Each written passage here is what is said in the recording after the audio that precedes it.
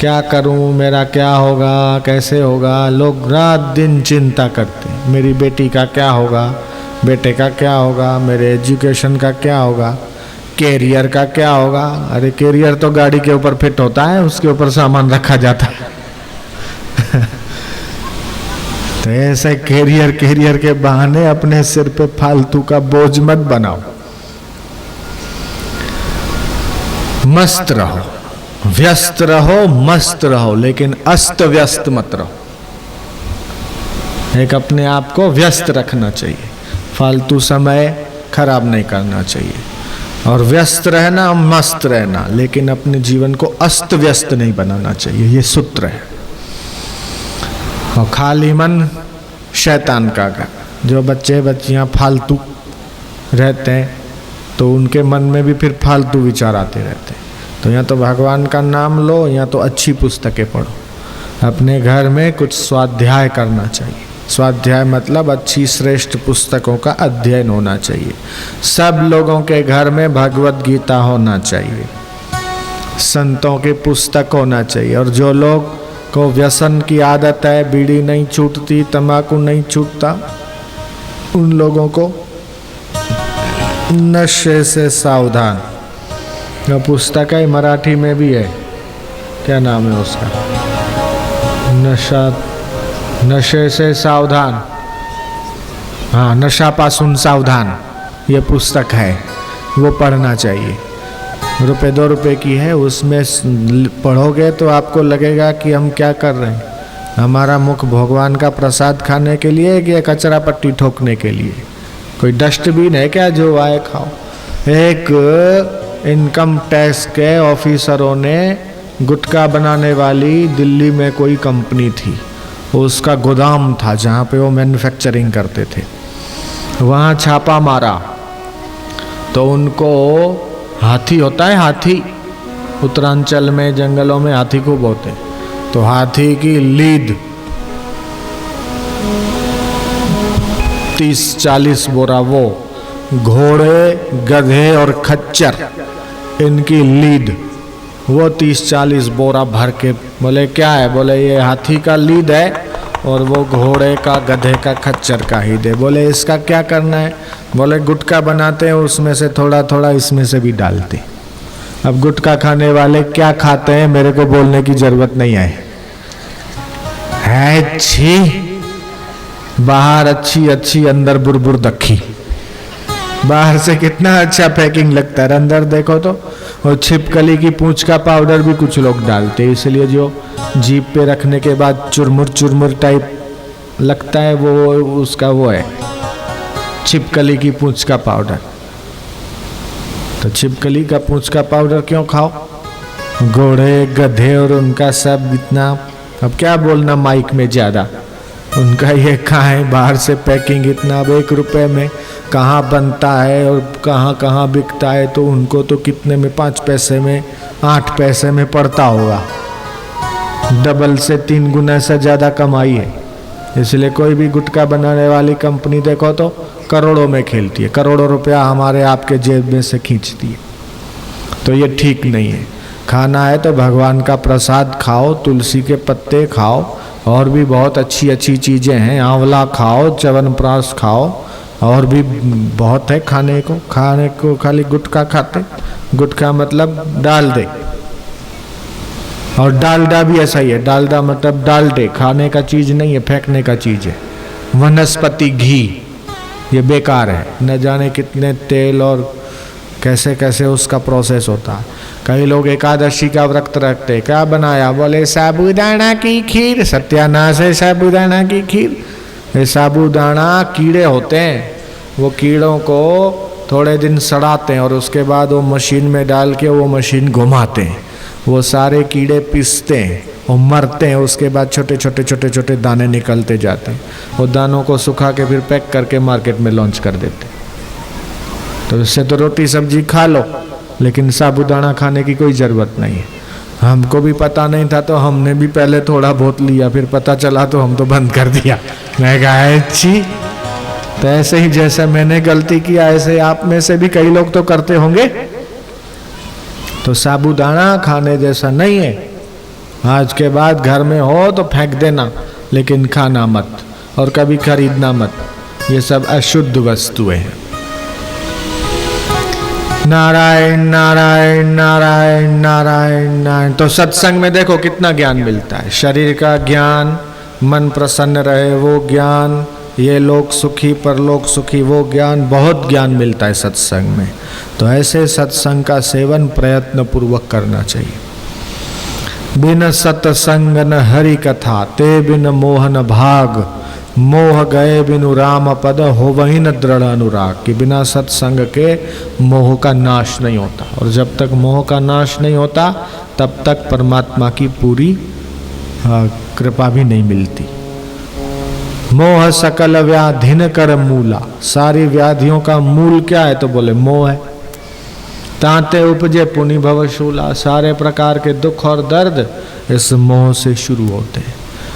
तो अपना कर्तव्य समझ के, माँ है तो बेटों को बेटियों को पढ़ाए लिखाए बड़ा करे, लेकिन मोह नहीं करे। अगर ज़्यादा मोह किया तो फिर वही बेटा बेटी बड़ा होके फिर रुलाएगा। ऐसे ही पिता है तो पुत्रों को पढ़ा लिखा के बड़ा करे, लेकिन ये बड़े होंगे और मेरे को सुख देंगे ये समझ के अगर उनको पढ़ाया लिखाया बड़ा किया तो बड़े होके सुख भी दे सकते और कुछ और भी दे सकते। जयराम जी की। इसलिए अपना कर्तव्य निभाया, लेकिन बदले की इच्छा नहीं रखा कि ये मेरे को ये दे दे, हमारी बेटी हमको ये दे दे, बेटा हमको ये दे दे। अपनी ओर से जितना हो करो, लेकिन बदले की इच्छा नहीं रखो। सूरज देखो इतना सारा प्रकाश देते, बदले की इच्छा है क्या भाई लोग हमको ये देवे? चंद्रमा इतना सारा प्रकाश देते, इतना। ऐसे ही नदियां, ऐसे ही हवाएं बदले की इच्छा नहीं रखते। ऐसे ही मनुष्य भी कर्मण्येवाधिकारस्ते मां फलेषु कदाचन, कि हे मनुष्य तेरा कर्म करने में ही अधिकार है, उसके फल में तेरा अधिकार नहीं है। तो कोई भी हम कर्म करते हैं उसका फल क्या है? लड्डू फल है क्या? मिठाई फल है क्या? मेवा फल है क्या? हम जो भी करते हैं उसका फल क्या है? लड्डू फल नहीं है, हलवा फल नहीं है, मिठाई फल नहीं है। उसके परिणाम स्वरूप हमारे अंतःकरण के अंदर क्या फलित होता है वही उसका फल है। कोई भी हमने कर्म किया तो उसके बदले में दुख फलित हुआ कि सुख फलित हुआ? शांति फलित हुई कि अशांति फलित हुई? संतोष फलित हुआ कि असंतोष फलित हुआ? निर्भयता फलित हुई कि भय फलित हुआ? ये तुम अपने आप चेक कर सकते आत्मनिरीक्षण करके।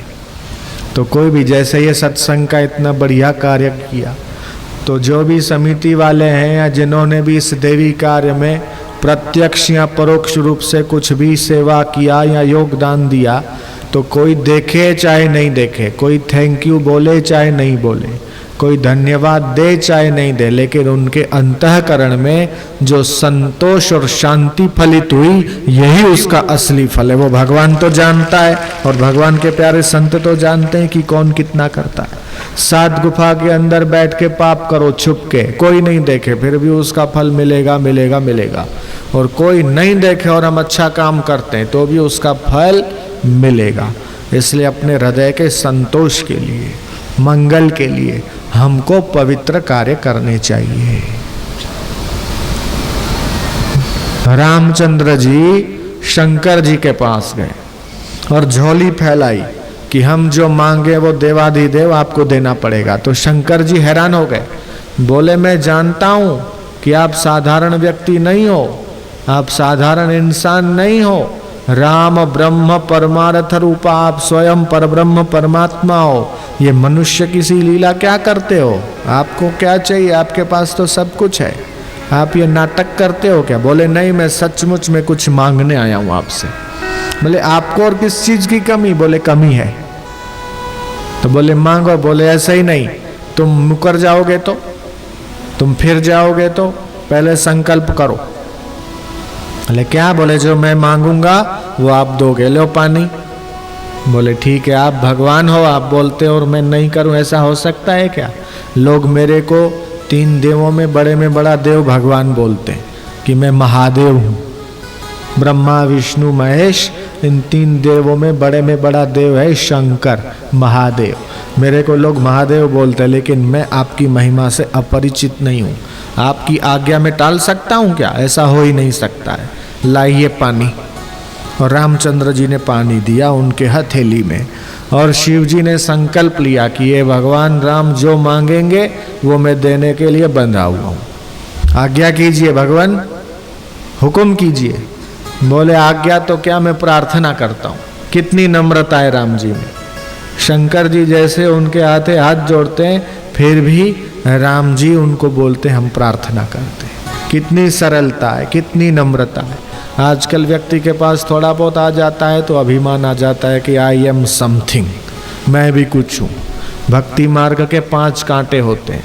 एक धन का अभिमान, सत्ता का अभिमान, विद्वता का अभिमान, सौंदर्य का अभिमान, पद का अभिमान। ये अभिमान ही व्यक्ति को आगे बढ़ने से रोकता है कि मैं कुछ हूँ, मैं इतना बड़ा पद है मेरे पास, तो मैं सब लोगों के बीच में कैसे बैठूं।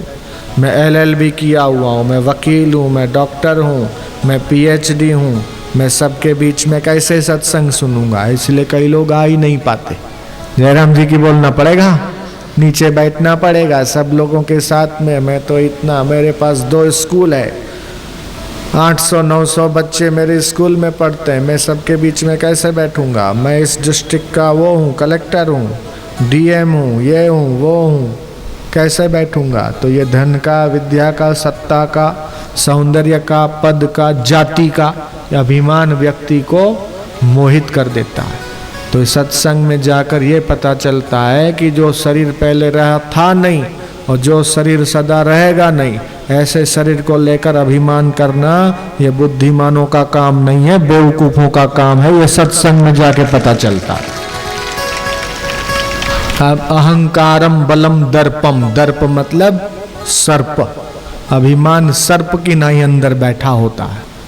रामचरितमानस ने कहा अहंकार अति दुखद डमरुआ। डमरू के अंदर होता कुछ नहीं, लेकिन बजता है डग डुग डुग डुग डुग डुग डुग डुग, कान खा जाएगा। ऐसे ही अभिमान रूपी डमरू हमारे सबके अंदर बैठा हुआ है। तो जिसने संतों का सेवा किया, सत्संग जिसको समझ में आया, उसका अभिमान निर्मूल होता है कि धन पहले था नहीं, सदा रहेगा नहीं। ऐसे धन को लेकर अभिमान क्या करना। शरीर से पहले तो जाति थी नहीं, और शरीर के बाद तो जाति रहेगी नहीं। शरीर के अंदर ढूंढो तो कहाँ है ब्राह्मण पना, कहाँ है ईसाई पना, कहाँ है हिंदू पना, कहाँ है मुसलमान पना। ये तो हिंदू के घर में पैदा हुआ, हिंदू कहलाया। मुसलमान के घर में जन्मा, मुसलमान कहलाया। सिख ईसाई के घर में जन्मा, सिख ईसाई कहलाया। सिंधी के घर में जन्मा, सिंधी कहलाया। मारवाड़ी राजस्थानी के घर पैदा हुआ तो राजस्थानी कहलाया। लेकिन सत्संग में जाने से ये पता चलता है कि ये सारी जातियां और ये सारे धर्म शरीर तक सीमित हैं। हकीकत में तो तुम्हारी असली जाति कौन सी, कि जो भगवान की जात है वो आपकी जात है, वो हमारी जात है। असली जात हमारी वो है। लेकिन सुन सुनकर पक्का हो गया। क्या नाम है? बोले मेरा नाम गणपत लाल है। सुन सुन के पक्का हो गया तू रमेश है, तू महेश है, तू गोबर गणेश है। अरे हकीकत में हम क्या हैं ये तो हमको पता नहीं। सुन सुन के गीता है, तू सीता है, तू सरला है, तू कांता है, और सुन सुन के पक्का हो गया मैं कांता, मैं सरला, मैं गीता। अरे हकीकत में तू कौन है? तू तो जो भगवान का साक्षात अंश है। और भगवान खुद घोषणा करते हैं ममैवांशो जीवलोके जीवभूत सनातन, कि हे जीव तू मेरा अंश है। ईश्वर अंश जीव अविनाशी, चेतन अमल सहज सुख राशि। ये जीव तो सहज सुख रूप है, अविनाशी है। और शरीर जो है मरण धर्मा है। और शरीर जो दिख रहा है वो भी तुम्हारे कहने में तो है नहीं। तुम नहीं चाहते कैंसर हो, फिर भी हो जाता है। तुम नहीं चाहते खांसी हो, जुकाम हो जाता है। कौन चाहता है कि आंखें खराब हो, फिर भी हो जाती है, चश्मे लगाने पड़ते हैं। कौन चाहता है कि कान में सुनने की शक्ति कम हो जाए, फिर भी बहरापन आ जाता है। कौन चाहता है कि उसके घुटने खराब हो जाएं, फिर भी घुटनों में वायु हो जाता है, उठने बैठने में दर्द होने लगता है। कौन चाहता है कि बीमारी हो, फिर भी हो जाती है। तो शरीर आपका नहीं है। कौन चाहता है कि बाल सारे उड़ जाएं, फिर भी हो जाता है। कई लोगों की टाल चमकने लगती है चांद जैसी। कोई चाहता तो है नहीं, फिर भी हो जाता है। ऐसे ही मन भी आपका नहीं है। कल 2 दिन पहले आपके मन में इस समय क्या विचार चल रहे थे? 12:20 हुए हैं। 2 दिन पहले या कल 12:20 पे आपके मन में क्या विचार चल रहे थे बताओ? आने वाले 2 दिन के बाद इस समय आपके मन में क्या विचार चल रहे हैं बताओ? तो बुद्धि भी आपकी नहीं है, मन भी आपका नहीं है, शरीर भी आपका नहीं है। अच्छा बताओ, मृत्यु कब आएगी ये बताओ? 2 साल के बाद आएगी कि 10 साल के बाद आएगी कि 20 साल के बाद हम लोग मरेंगे? कब मरेंगे ना आपको पता है ना हमको पता है। तो ये मृत्यु का भी हमको पता नहीं। और आपकी मम्मी से पूछो कि कब जन्म होने वाला था, उसको पता था कि फलाने दिन, फलाने टाइम, फलाने मिनट बच्चा पैदा करूंगी? ऐसा हमारी मम्मी को, आपकी मम्मी को पता नहीं था। तो जन्म हुआ वो भी भगवान की इच्छा से, शरीर छूटेगा वो भी भगवान की इच्छा से, बीमारी आती है वो भी हमको पता नहीं, और बुद्धि में क्या विचार आता है वो भी अपने को पता नहीं। तो ये जो सब है वो सब मिला हुआ है, ये हमारा नहीं है। हमारा तो एक भगवान है और हम भगवान के हैं। ये बात पक्की है, बाकी सारी बात कच्ची है। तो ये पंचामृता पक्का कर लो कि हम जो भी हैं भगवान के हैं और भगवान हमारे। हम जहाँ भी रहते हैं भगवान के स्थान में रहते हैं। ऊपर ऊपर से मानो मेरा घर है, मेरी दुकान है, मेरी ऑफिस है, मेरा फ्लैट है, लेकिन अंदर से मानो कि मेरा कुछ नहीं है। शरीर भी हमारा नहीं, जयराम जी की शरीर भी हमारा नहीं है, चाहे जैसा भी है। आपने सोचा था कि ऐसी नाक बनेगी, ऐसी आंख बनेगी, ऐसा चेहरा बनेगा, इतनी हाइट बनेगी, इतना वजन वाला बनूंगा, मैं माई बनूंगी या भाई बनेंगे? ये कोई प्लानिंग करके अपन पैदा हुए? जयराम जी की किसी की उम्र 40 साल है तो 41 साल पहले या 42 या 45 साल पहले आपने कोई प्लानिंग किया था कि मैं लड़की बनूं या लड़का बनूं? ये तो जन्म हो गया। कोई काला बना, कोई गोरा बना, कोई पतला बना, कोई मोटा बना, कोई लंबा बना, कोई निहटा बना। तो ये सारी प्लानिंग भगवान की है। भगवान की प्लानिंग के अनुसार हमारा जन्म बना है। हमने ये भी नहीं सोचा था कि हम मनुष्य बने, हो सकता है कि हम दूसरी किसी योनि में चले जाते। तो भगवान ने बड़ी कृपा करके हमको मनुष्य शरीर दिया है। हम भगवान के अंश हैं। तो जैसे पानी को यहाँ बहाओ, पानी कहाँ जाएगा? पानी उधर जाएगा। उधर नहीं जा रहा है, वो समुद्र की ओर जा रहा है। दिखता है कि इधर गया, इधर ढाल है तो वहां गया, फिर वहां टिकेगा क्या? हाँ तो बोले वो चला गया। तो नीचे धरती में भी वो फ्लो उसका समुद्र की तरफ रहता है। ऐसे ही अग्नि जलाओ तो चाहे कितनी नीचे करो फिर भी वो ऊपर की ओर जाएगी, क्योंकि उसका लक्ष्य सूर्य है। सूर्य से ही अग्नि पैदा हुई तो अपने सूर्य की ओर जा रही है। और समुद्र में से ही पानी आया, वो समुद्र की ओर ही जा रहा है। ऐसे ही भगवान शांत स्वरूप है, आनंद स्वरूप है, सत्य स्वरूप है, चिन्मय है। तो हम भी सत्य चाहते हैं, हम भी शांति चाहते हैं, हम भी ज्ञान चाहते हैं, हम भी सुख चाहते हैं। तो हमारी जात भगवान की जात है और सब उस ईश्वर की ओर ही जा रहे हैं। ईश्वर सुख स्वरूप है, सब सुख चाहते हैं, लेकिन सुख चाहते हैं दुनिया की वस्तुओं को इकट्ठा करके, सुख चाहते हैं दुनिया के संबंध बढ़ा के।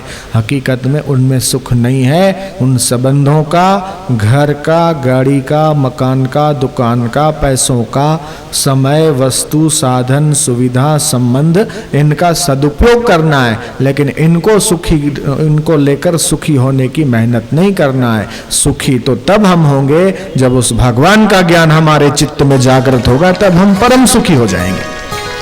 सुख स्वरूप भगवान हमारे सदा साथ और सदा पास है।